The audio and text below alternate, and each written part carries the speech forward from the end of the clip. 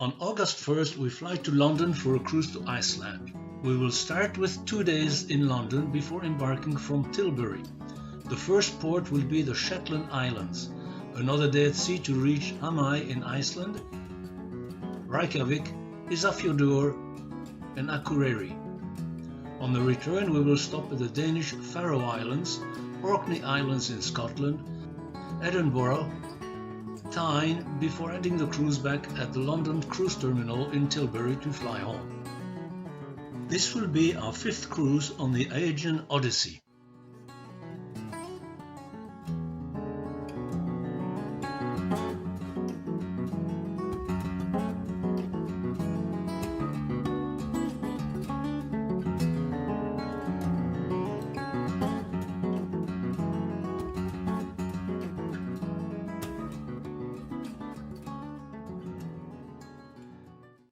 From the airport, it is easy to take the underground to get right to our hotel in town. The weather is sunny and hot.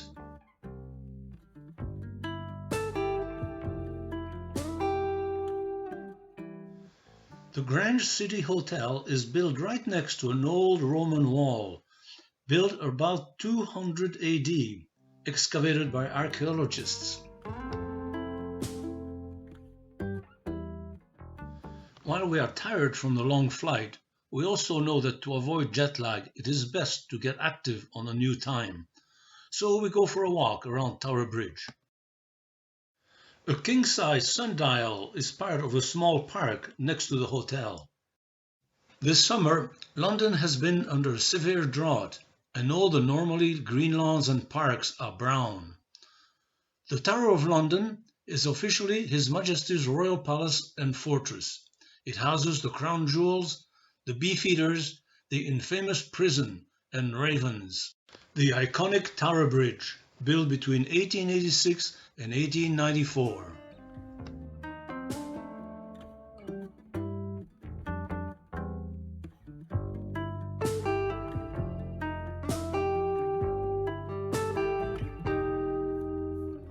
We had a full day, the sun is setting, and we will be sleeping well tonight.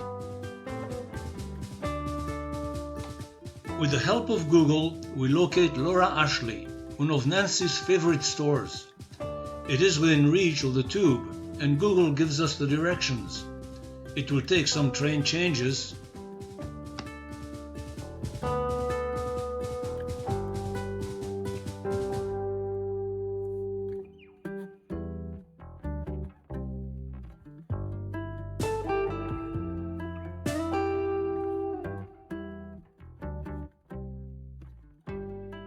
On the walk to the store, we had noticed a likely place for lunch, the 8 Bells, a quaint traditional London pub claiming to have been established in 1629.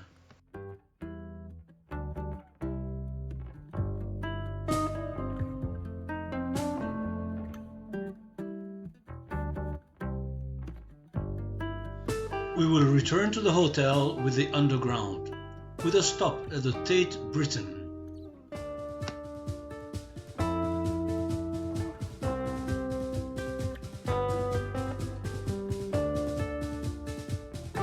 The next day we take a cruise on the Thames and come back to the hotel by bus.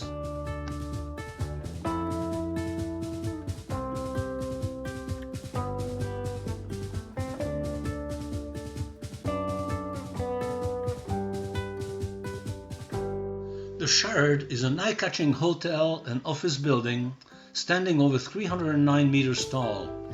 It is the tallest building in the UK and the 7th tallest in Europe.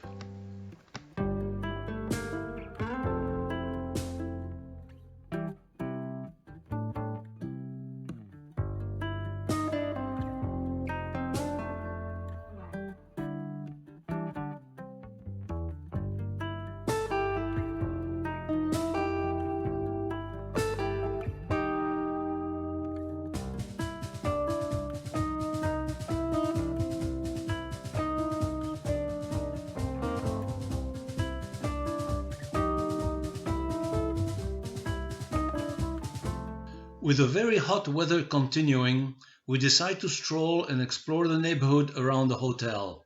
we found some very interesting sights.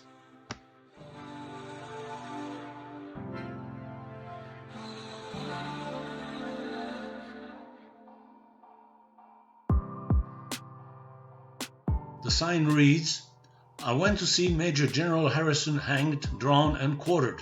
He was looking as cheerful as any man could in that condition." The restaurant sign reads, "Well-behaved children welcome. The rest shall be made into pies."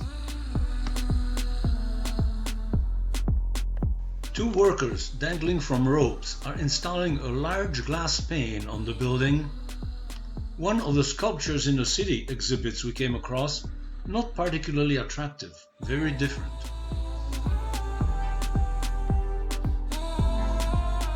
A view of the Gherkin building, 180 meters tall in the financial district.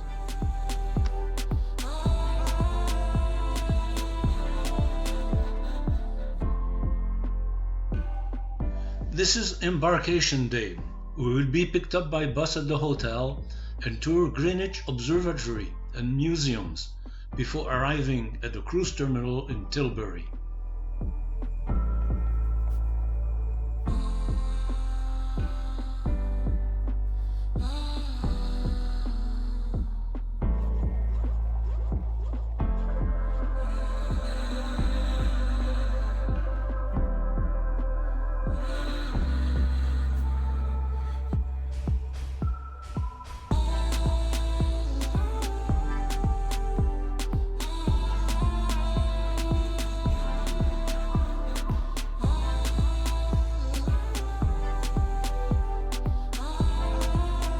The most famous of the meridians, the Greenwich Meridian.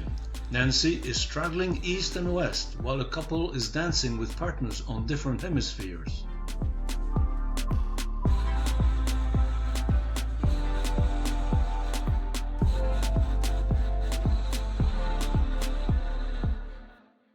The Observatory Museum has interesting exhibits dealing with early telescopes and clocks.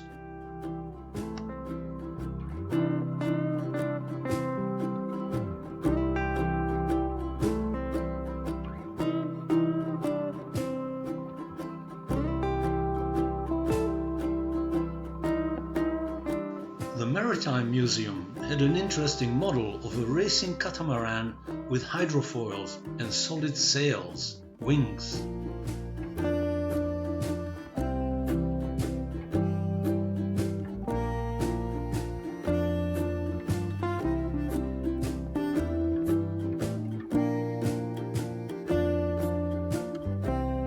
At the cruise terminal, our ship, the Aegean Odyssey, was waiting for its passengers. The weather was still very hot, but it was refreshing to be on the water. This was our fourth time on this ship, but our fifth cruise. We had back-to-back cruises when in Southeast Asia for almost 4 weeks. As we learned more about the ship, we tried different staterooms.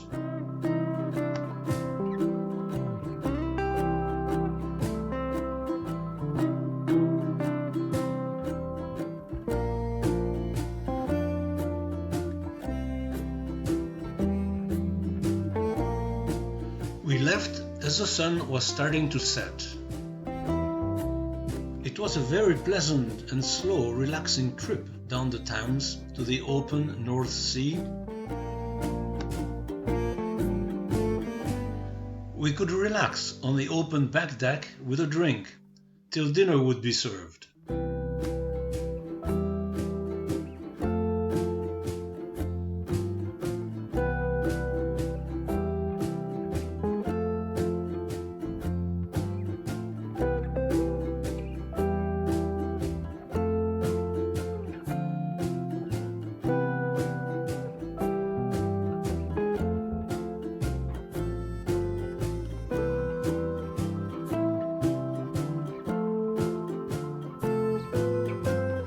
The cruise to Lerwick in the Shetland Islands will take about a day and a half, arriving in mid-afternoon.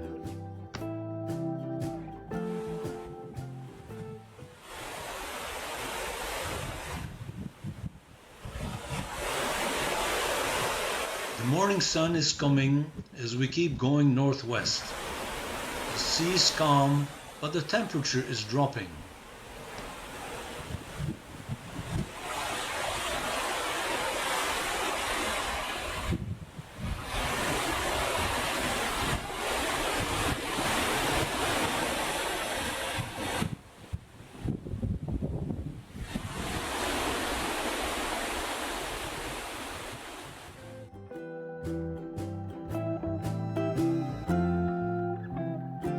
A much bigger cruise ship from Holland America Lines is crossing our path.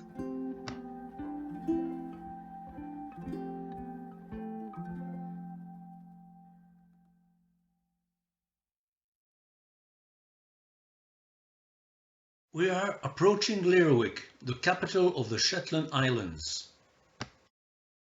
The Shetland Islands have been part of Scotland since 1472. They were part of the Norway-Denmark alliance from the 10th to the 15th century.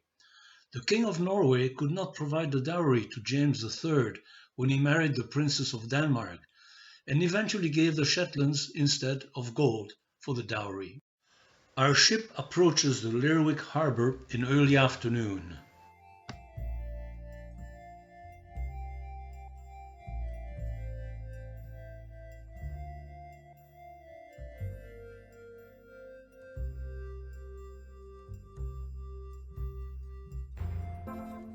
At each port of call, the ship provides clear instruction on when everyone needs to be back on board.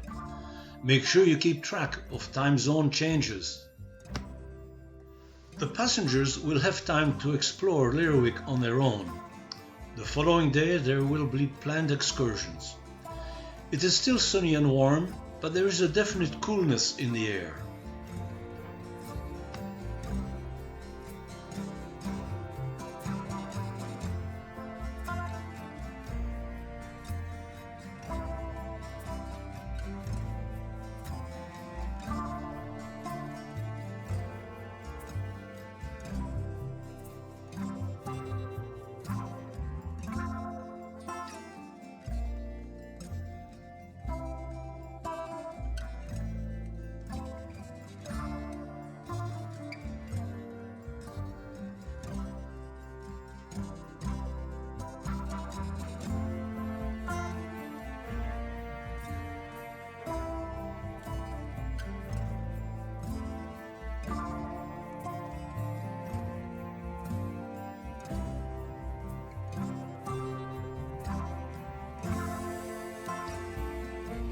An old boat makes a very handy roof for a garage, not the only such reuse we will see during the trip.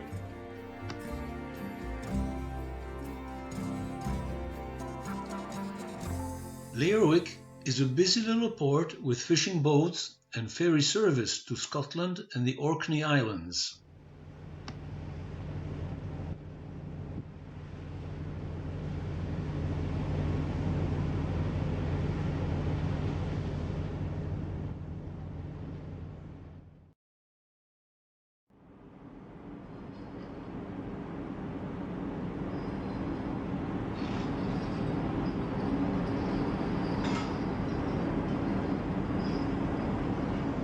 Early morning as the sun is rising. Our cargo ship is coming in with supplies. All is quiet except for the noise of the big ship engines.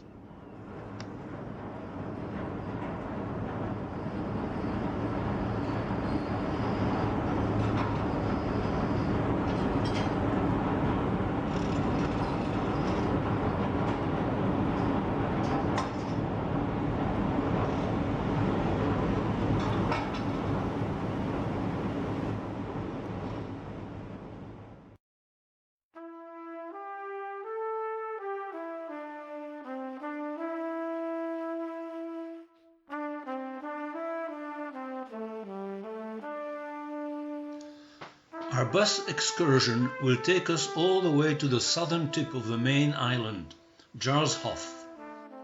On the way, we will make a few stops.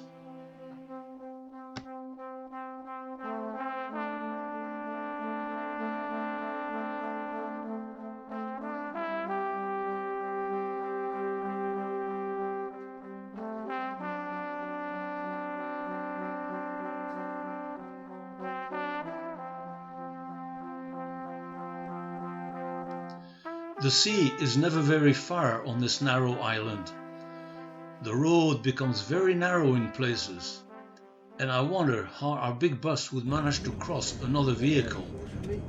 Now, for those on the like watching the Shetland Crime series, out on the left there are two stone kind of structures on a little bit of a mound. If you saw the last series, which is the 4th series, that's where the first body was found after the folk festival. There was a girl's body found there, and they had a nice drone shot showing you the body in a circular shape, so that's there.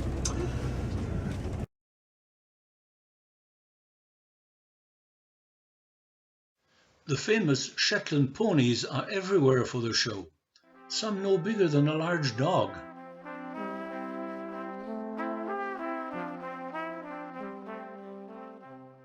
Used here. They might have lime mortar on the outsides. You can see the remains of places. And also on the right, it's a case of recycling. You see the old upturned boat forming the roof of a garden shed? There's a few examples of that in Shetland. So the boat had come to the end of its life. They just used that as a roof. How old are these houses? Some of the old houses. The viewpoint where we make a stop is now on the ocean side, on the west of the island. We are lucky as the sun is shining and the seas are calm.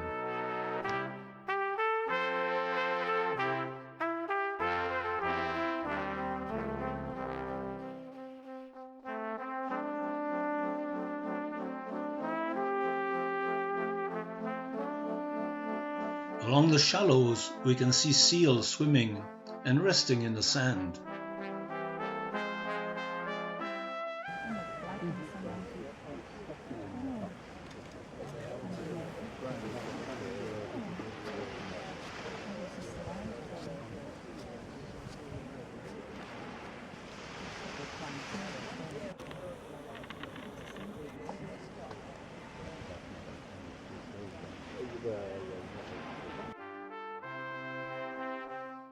Jarlshof is a prehistoric site settled by Neolithic people around 2700 BC.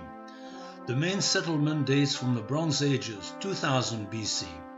Archaeological excavations revealed many phases of settlement right up to the Middle Ages. It became a stopping point for Norse sailors going between Scotland and Norway.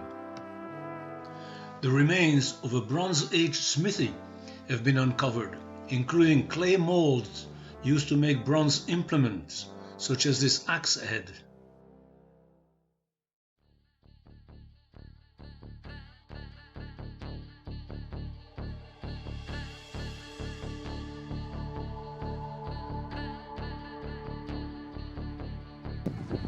This is the Iron Village.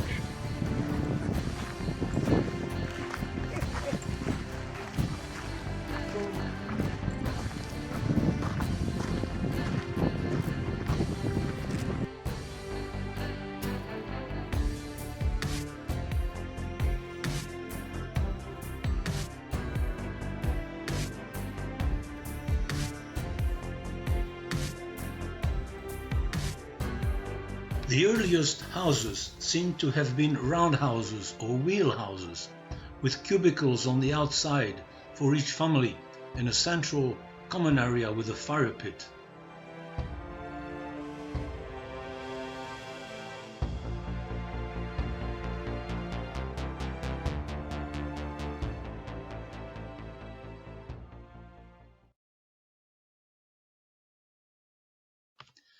The Norse settlements were typically long houses, built on the Scandinavian model and started around 850 AD.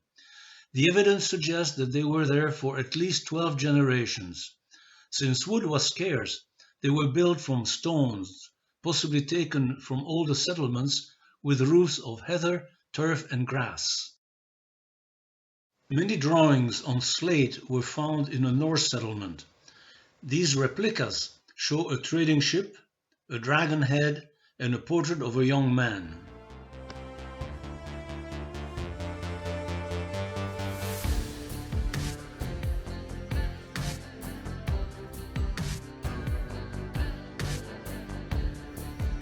The medieval farmhouse, dated at 1300 AD, is an evolution of the Norse longhouse, bigger and more complex.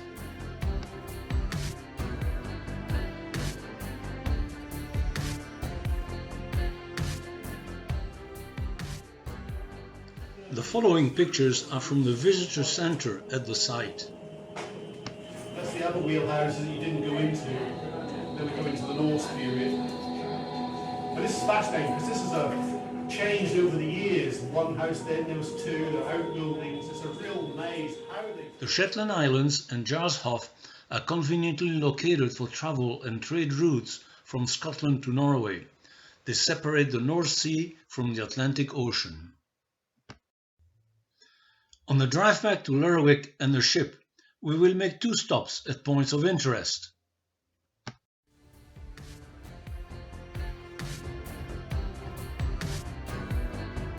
Peat is still harvested and used as a fuel in the Shetlands,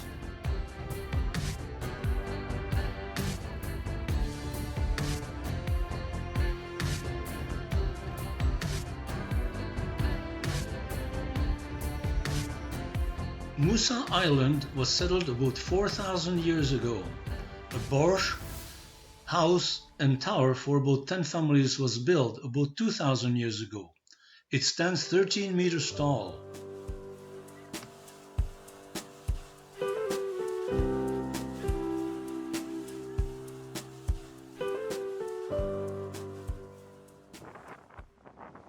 The pilot boat will now pick up the pilot, which guided the ship through the narrow channel back to the sea.